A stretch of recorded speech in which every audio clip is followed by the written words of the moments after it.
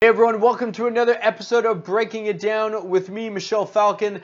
I put this show together to have entrepreneurs come to me with some challenges that they're faced with in their business regarding company culture, employee engagement, and customer experience. I do not know what the guests are going to talk to me about before coming on, so you know my answers and my solutions are not rehearsed and they are honest. On this episode, I am welcoming Cindy Shi. Cindy was introduced to me by a past guest named Sunny Verma. During this episode, Cindy and I talk about how to prepare employees for meetings that you have with them so that they're honest about the discussion items that you're having. We also talk about interviewing for productivity plus more. If you're interested in being on the show, email me directly. Now, let me introduce you to Cindy Shi. Hey everyone, welcome to this episode of Breaking It Down. I have the absolute pleasure of speaking to Cindy Shi. Cindy was introduced to me by Sunny Verma, who was on the show before. It's my pleasure. Welcome and thank you for your time. Thank you so much for having me. All right, so first things first, I need the audience to know that I have no idea what we're going to talk about. All I know is that we are sitting down to have this conversation around customers, culture, and employees. So can you confirm with everyone that I have no idea what you want to talk to me about? Yes, you have absolutely no idea what we're going to talk about, Michelle. All And right. yeah. Fantastic. So I would do you a great disservice if I tried to describe kind of your bio and what it is that you do. So remove the humbleness that is Cindy. What is it that you do? And feel free to kind of share some accomplishments as well. Okay, wonderful. So I run a company called StudioVivian. We are an in-home music lessons provider in the GTA. We're really passionate about helping kids build self-confidence through music instrument lessons. Yeah, we work with a number of instructors throughout the GTA. We send instructors to the students' home. We're providing very personalized lessons in the students' home, and yeah, just trying to help the kids, to build their self-confidence, self-esteem through music. Fantastic. So for those not familiar, GTA means Greater Toronto Area, so it's all encompassing of Toronto and the neighboring suburbs.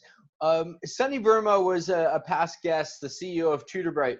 How is your business different than Sunny's, if it is at all? Yeah, so Sunny as business Tutor Bright, we're actually very similar in the sense that we are mobile, so we send our instructors or tutors to the students' home, and we're trying to really cater to the students' needs in the sense that every student is different. We're trying to really get to know each student's needs, what their goals are, and really trying to get to know the students' personality, their learning style, and then from there, we are matching them with an instructor or tutor that we find that would be the best suitable for them in terms of personality and learning style compatibility. And yeah, just really focusing on the student rather than what the school is looking to achieve, what the parents are looking to achieve. So in that sense, I think we're quite similar in terms of our goals. Got it. Two last questions. Including your tutors, who you might consider contractors, if you were to blend that into or classify them as employees, let's say, how many employees would you say you have representing the brand? So we have over 100 instructors or contractors that we're currently working with, and we're really looking to expand that in the coming year in 2020. And how many customers do you have? We have, I would say, close to 1,000 customers. Yeah. Fantastic. All right, let's get into it. What type of questions regarding culture, customers, employees do you have for me? Okay. All right. This is going to be fun. So I want to say the biggest struggles that we have as a company, it's not really with our customers. I want to say we love who we serve, and we always have a lot of fun with the kids. It is what we love to do. But I want to say the biggest struggles actually is within the team. So, you know, we're working with parents who you might say are the most sensitive population, because they have young kids and they send them to us and they want us to make them happy, but at the same time they want them to learn something from us. So we want to make sure that our team is having fun doing what they do, but at the same time, as a manager, as a owner of the company, I want to make sure that they are productive while they're doing their work. So that's one of the biggest struggles that I have, I would say. Okay. So how to make sure that the employees or the contractors are loving what they do, but also being very productive. So if I heard you correctly, and this is an assumption, but if you could verify if it's accurate, is your team engaged in having fun right now? And what you're trying to level up is the productivity part to serve the business, serve the clients a little bit more? Yeah, so we do have a team of contractors, and then we also have a team of admin staff as well. So Okay. obviously, it's a bit easier for the teachers or the contractors to have fun because you're directly working with the kids. But with the admin staff, it's a little bit harder, right? Because they are working from the office, you're talking to our clients over the phone. So I want to make sure that they're also having fun doing what Mhm. they do, but I want to make sure they're being very productive doing that as well. Got it. I could imagine that. You're out in the field, you're meeting kids, you're seeing their emotions, their knowledge increase, and I could see how that engagement would be natural in that environment. But then in the workplace, sometimes you deal with the minutia of the operations, right? I actually think it's one and the same, and you have to find the same caliber of individual regardless of the environment. The reason that I have a rigorous interview process and I separate the two is because both culture, engagement, morale, that's very important to me. But so is the responsibility of pushing the business forward, the productivity part, the nuts and bolts of the business, if you will. For me, I'm if we don't produce results every month, every quarter, and every year, it's not like I can go to the bank and be like, hey, yeah, we lost money last year, but we have high morale. Like, they don't care, and neither does my bank account. So you need to have that balance. So I understand your question. This is what I'm going to suggest. With your current team that you have right now, it would be foolish for an individual to be like, they're not productive, they're not productive, they're not productive. Therefore, I am offboarding them because I need more productivity. That's actually a negative reflection of you as a leader. It's your responsibility to help them understand the importance of this part. Yes, pay compliments to where they are thriving, the having fun and the engagement part, the morale and the culture, but then help them understand where they need to level up, which is on the productivity part and pushing the business forward. Naturally, they may say, okay, I understand that. And then they're naturally going to ask themselves inside, well, how do I do that? Some people aren't going to feel comfortable saying, how do I do that? Because they might think that you expect them to know how to do this, but never expect them to know how to do anything. And that's not pandering to the lowest common denominator. It's your job as a leader to help them understand, how do you go from here on the productivity side to here? Now, don't inundate them with 7 things they need to get better at, because that's not how the human mind works. That's not how we thrive, by trying to force feed things for us to do. Start small. So my recommendation for you is audit where you think each division or department could level up when it comes to productivity to drive the business forward. Narrow it down to 3 things. And it's the end of 2019, a great time to start fresh. In Q1 of 2020, January, February, March, get them to focus on one thing. Just one thing only. The thing that you feel they can actually achieve without too much heavy lifting. You don't want to give them something that's going to take them months and months and months to get better at. Give them something light, something nimble, so that they can gain some confidence, some quick wins under their belt to get them flexing that muscle. Then introduce the second thing, then the third thing.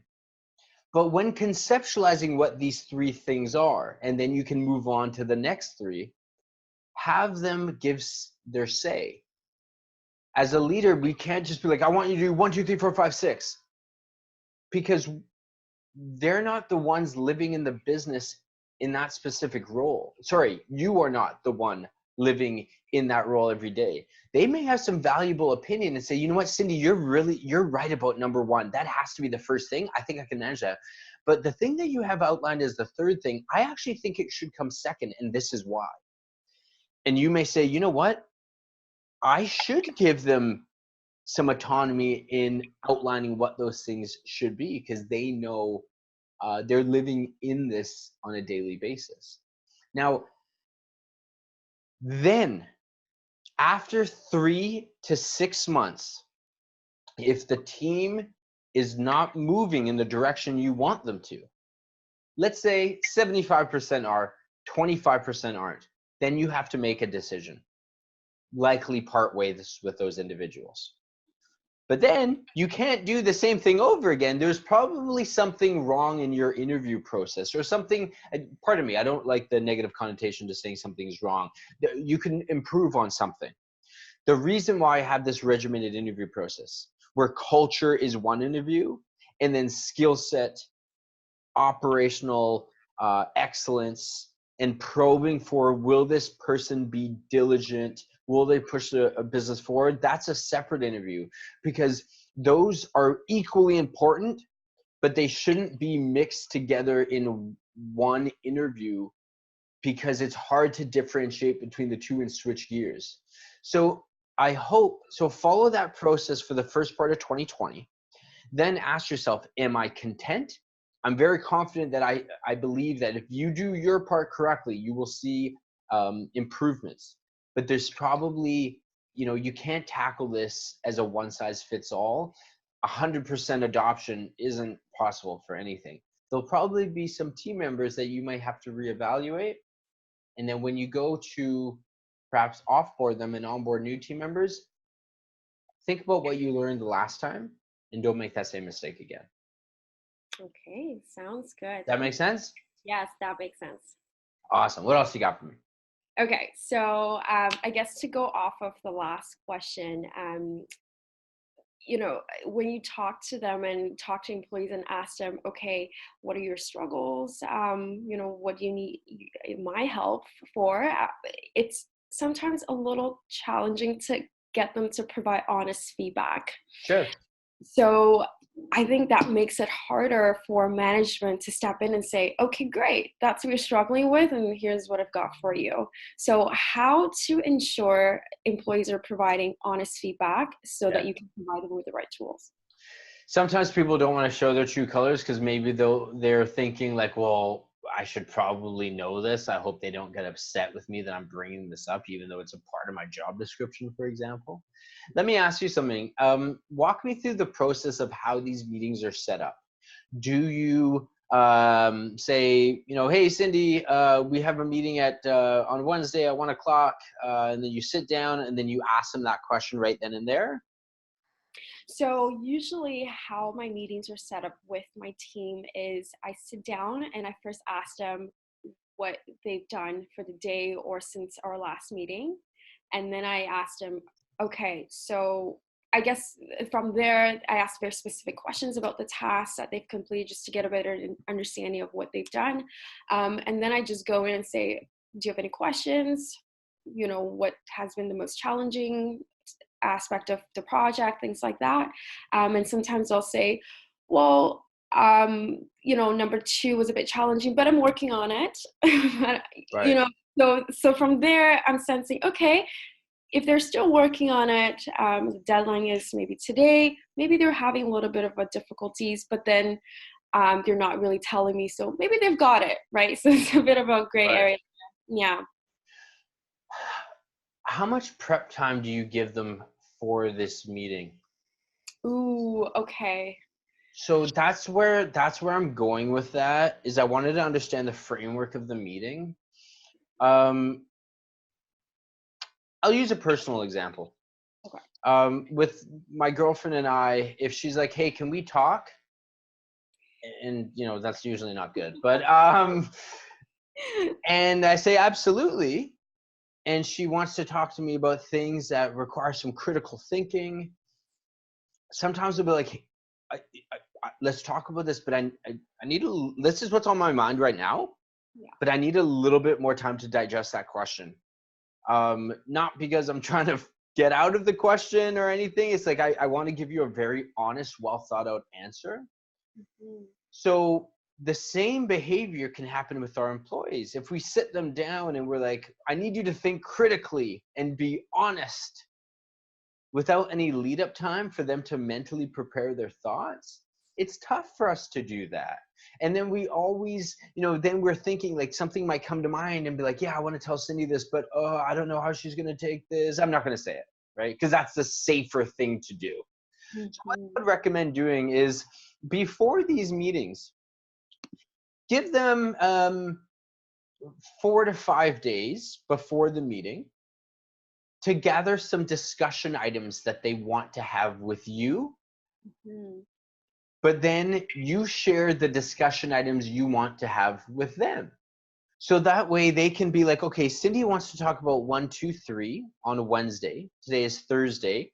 Okay, I'm going to block off time on Tuesday to think about how I can contribute to this conversation based on what Cindy wants to talk about. While I'm doing that, I'm also going to think about, what do I want to talk to Cindy about? We just need time to think, to be honest with ourselves so that we can be honest with Cindy. Okay, Does that yeah, make no, sense? that makes a lot. Simple. There is a really good book. It's written by a gentleman named Cameron Harold, and I will link his book up in the comments below for anybody watching. It's called Meetings Suck. And the tagline, I'm going to butcher it, but essentially what he says in the book is, meetings don't suck. We just suck at hosting them. So Mm. when we go through these meetings, we're like, well, that was kind of like just going through the motions. It's probably because we didn't prepare properly. Or if you're like, I didn't get the answers that I wanted from that, I thought I was going to feel more fulfilled after this, it's because we didn't prep properly. So discussion items, I call them DIs, is a common acronym in my world. My team members will come with their DIs ready. I will know what they want to talk about before you even sit down. It gives you time, the leader, to prepare as well, right? Because they're expecting honesty from you as well. Absolutely. Okay, that makes sense. That makes sense? I will try. It's just a little tweak. The things that, I would like to think the things that I do and know aren't like revolutionary. More often than not, it's just like, oh, why didn't I think of that? But it's easier for me in this perspective. Why? Because I'm not living in the day-to-day of your business. So as an outsider, I'm able to kind of put it under the microscope and be like, tweak that this way, right? And try it and report back to me, because everybody that comes on the show gets a follow-up within 3 months. Amazing. All Okay, right. wonderful. I will let you know for sure. I got time for one more thing. What do you got? Okay, so maybe this has to do with interview process, but how do we get people to care about what you do, or how do we hire people to, who really care about what you do? You can't, because they aren't you, right? They aren't the founder. But what I can tell you is something I wrote about a month ago. I don't believe you can hire someone and increase their engagement. You have to hire naturally engaged people and maintain their motivation. There's perhaps people in your life that maybe you met. I know in mine, I've met people before, like everything they do, they're just talented at it. Yeah. They're engaged. They give their whole selves to this thing. So you have to probe for that in the interview process. I like to probe for it in the culture interview. Like, How engaged are you in the book you're reading? What are some things outside of work that make you tick? Um, what is it about your last manager that helped motivate you? Just probing to understand, is this someone that's going to need constant motivation, or are they just somebody that I know as their leader, if I just pave the path for them, give them the resources they need, they can be left alone. And that's the advantageous position that we have as leaders, is our primary job is to pave that path and get the hell out of the way. But to be able to have that confidence in that individual, to be able to do that, we need to know that they're self-starters, right? They aren't going to necessarily care as much as you, but they will care in a different respect, because everything that they do, because they are self-starters, they want to be great at. And you have to probe for that. And like I said in the skill set interview, is like, is this the type of person that just gives themselves to whatever it is that they're doing, whether that's in business, the arts, music, no pun intended, but you know what I mean, right? So that's how I would probe for it. Like, you can't just find employees and be like, okay, I'm going to get you to commit to this brand. They need to have committed to themselves first. Okay. Does that make sense? Yeah. So okay, Okay. that's I'd love to Has try this that. been helpful? Yes, it has been. Thank you so much, Michelle. And are you going to be ready for the 3-month check-in? And then, generally speaking, if you have done one thing from our conversation from today within the next 3 months that have improved the business, this is totally why I am doing this. So thank you so much for being on I always find it so awkward to say this, the show, but I really appreciate it. I'm so thankful that Sunny introduced us. Ladies and gentlemen, the great Cindy Shi. Thanks so much, Cindy. Absolutely. Thank you. There you have it, another episode of Breaking It Down in the books. I really like this episode because Cindy came prepared with 3 questions that we went really deep on. If you learned something by watching this episode, please let your colleagues and your peers know that this show exists. And if you're interested in being on the show, email me directly, and I'll see you next time.